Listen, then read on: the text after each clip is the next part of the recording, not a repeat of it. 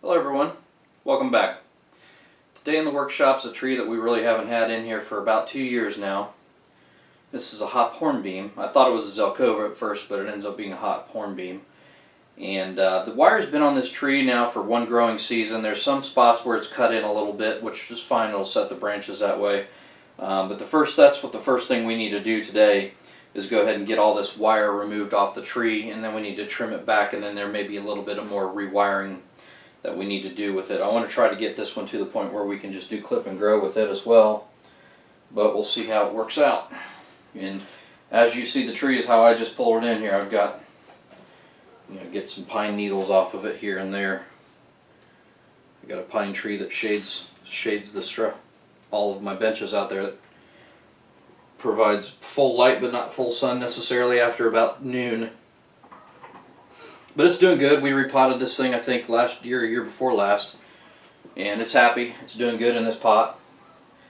Now we just need to kind of bring it back in and start with removing all the wire. So that's what I'm going to go ahead and do first. I've got, just regular wire cutters, and just going to have to go along here and cut off as much of it as I can. Some of it I may need to unravel slightly, some I won't. Like the smaller stuff, these smaller wires I can unravel just to make it a little bit easier to cut the wire. But I don't plan on recycling any of this wire. I think some of this wire even may have been recycled once. I'm using aluminum wire that has a copper color coating on it, and the problem with aluminum wire is you really only want to use it once, maybe twice at the most, because what happens to it is it gets what's called work hardening. And if you're not familiar with what happens with aluminum, what work hardening is when you take aluminum and you bend it, if you look at it under a microscope, it gets all these fine cracks in it. So really it's at one-time use, 2 times at the most use, because what happens is it gets brittle. It actually gets stiffer and harder, but it gets brittle, so it will break and not hold the tree's branches in place. So I'm going to go ahead and go through here and just use these wire cutters, cut each one of these, and get all the wire removed off the tree, and then we'll revisit once I have a chance to get all this wire off of here and see what the next steps are going to be. Okay, now that we've got all the wire removed off the tree, we've got to take a look at this thing. It's got lots of gangly growth, and the reason is because I let it grow completely unhindered for a couple of years to get some strength back in this tree. This is a native species. I'm not real familiar with it. I do know that sometimes if you cut a branch, it'll die all the way back, and that's not cool. It's been pretty resilient, but like these lower branches here, last year I only had 1 or 2 little spindly things. Now I've got quite a bit. What I want to do is just cut back the entire tree to 1 bud everywhere I can. Now down lower where I may need a little bit more, I may leave 2 buds. The apex on this thing is taken off pretty good. What I want to do is, you see the gist of it right now, what I want to do is zoom in so you can see all the fine detail trimming that I'm going to be doing to the tree, and then when we get finished with it I'll zoom back out so you can see the overall composition. I'm working on getting something behind this wall that may be black that will allow some contrast, a little bit better contrast to happen. I have actually a black moving blanket over here I'm thinking about maybe putting up before the end of this video and give that a try and see what you guys think. If you can see it better, I know I've had some comments of some folks that says it's really hard to see the detail work on these trees because of the white background kind of washes it out. I don't have really good lighting in here. I'm doing all this on a budget, so I'm trying to do the best I can for you guys. I'm going to go ahead and throw this black moving blanket up on this wall behind the tree to see if that helps, and then we'll come back and we'll check it out as I zoom in so you can kind of see this detail work. So stay tuned. Okay, this is what I got for a background for now. I think you can see the contrast of the branching in this thing a little bit better now, which is what I'm trying to do. So let's go ahead and get started. As you can see, we've got lots and lots and lots of stuff going on here. I'm just going to go ahead and come on in here and start cutting this stuff back. to, again, always, anything growing straight up with the exception of the apex has got to be removed.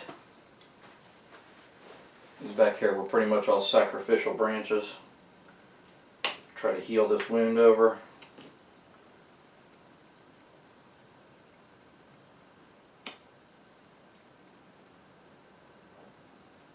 A lot of crossing and intersecting branches here we got to take care of.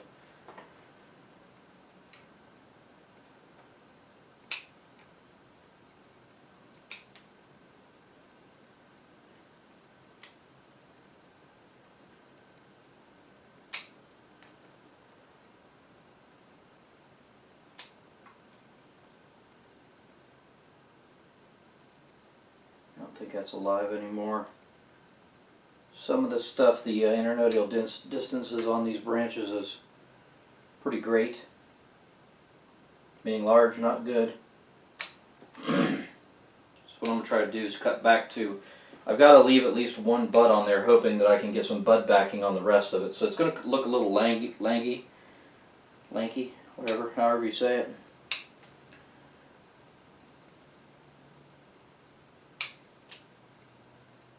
And I may have some crisscrossing branches to begin with.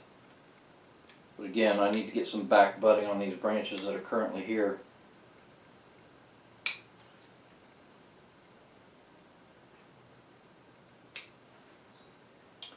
With my experience with this tree in the past is, if I cut back and I don't leave any bud on the growing branch, it dies all the way back to the trunk of the tree. So I'm hoping that I can get some back budding on some of this stuff where they're intersecting branches. Cut it way back.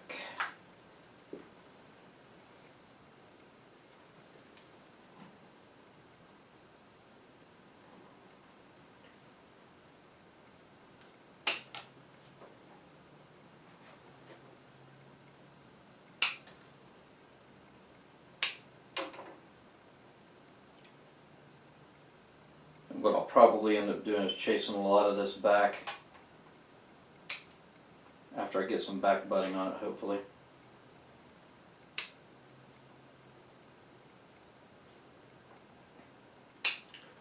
Wherever I do have a bud that I can cut back to, I'm going to do that.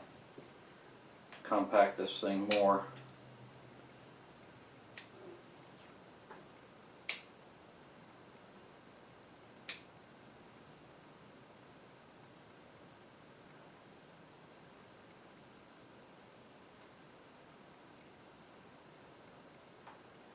Like I said, this tree's been real finicky with me.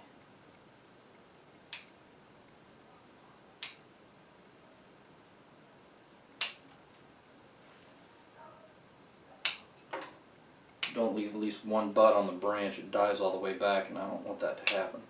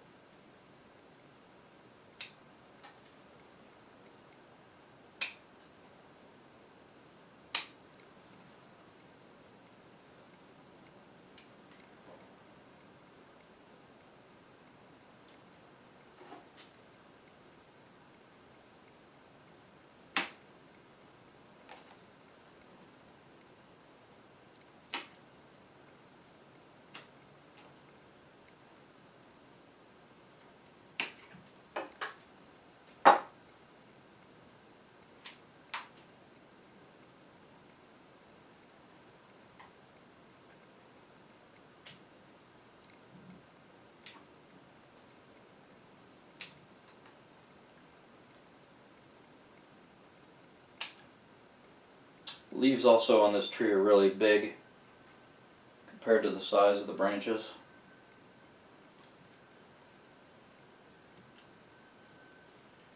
It's probably why we're going to have to grow this as a little bit larger styled tree. Can't be a Shohin size tree because how large the leaves are on this thing. I mean, they get darn near the size of my hand. So another consideration we have.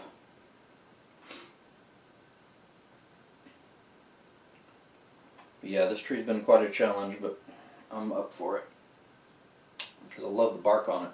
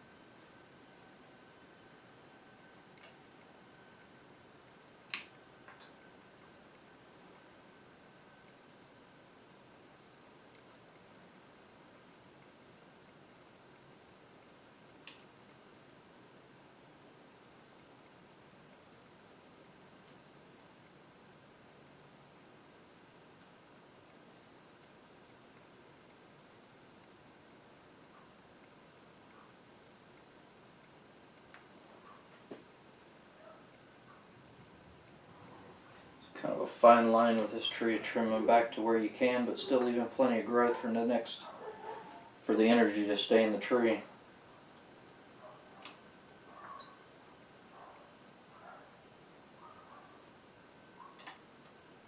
The buds rub off of these branches really easy also, which is not cool. Man, I hope I can get that bud.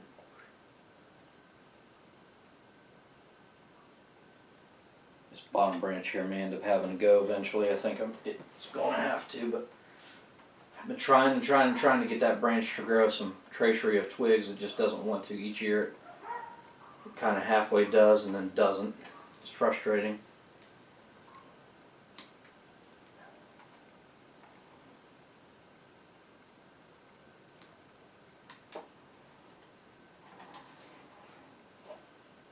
But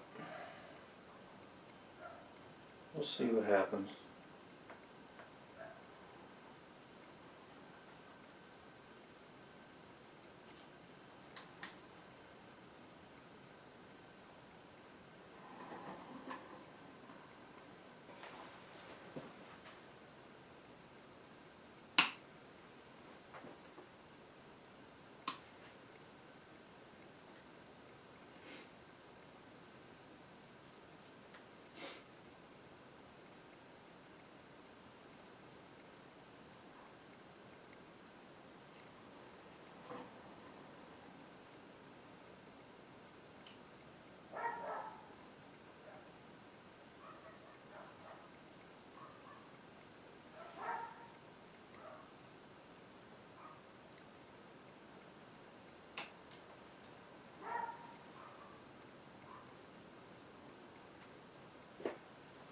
So yeah, just to recap real quick, every single one of these branches that you see here, I've cut it back to the farthest bud in to try to compact this thing more. I'm hoping I get some back budding. If I get some back budding after this thing comes out, the buds are swelling right now and it's getting ready to start producing leaf growth. I'm hoping I can get some, everything's dead all the way back to here. I'm hoping I can get some more buds to pop down inside these branches a little bit further in, and then I'm going to cut back to those. I'm going to let those extend and cut them off again this spring, so I'm going to try to get some more tracery of twigs growing on this tree, but it's kind of hit or miss with this one. It's healthy, it's growing great, it's got the proper everything that I think it needs. I mean, it's in its pot, nice and tight. It's got plenty of roots. It's just a native species that's not really familiar to me. So let me throw a little bit of, I don't want to put a whole lot of fertilizer on it because then it's going to grow a ton of growth and have long internodal distances. I want to keep them tight and compact, so I think this is the best way to go about doing that.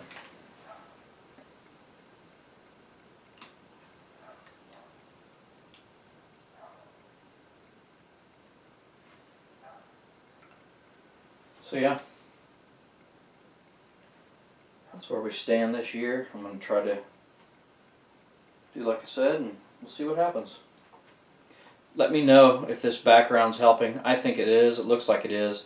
I mean, it's kind of messed up with the eye because it's got this white stitching. I'm trying to find a piece of black cloth that I can hang back here that's kind of like a flat black. This is all I have right now, and I know some of you guys wanted me to get something like that that shows more contrast. So that's what we're going to roll with for now, and we'll see what happens in the future. I'm going to zoom out just a little bit. I don't know if this whole tree's in the frame. Actually, yeah, it is in the frame. So we're good. You can see the tops right there. So do a 360 on this one, check it out.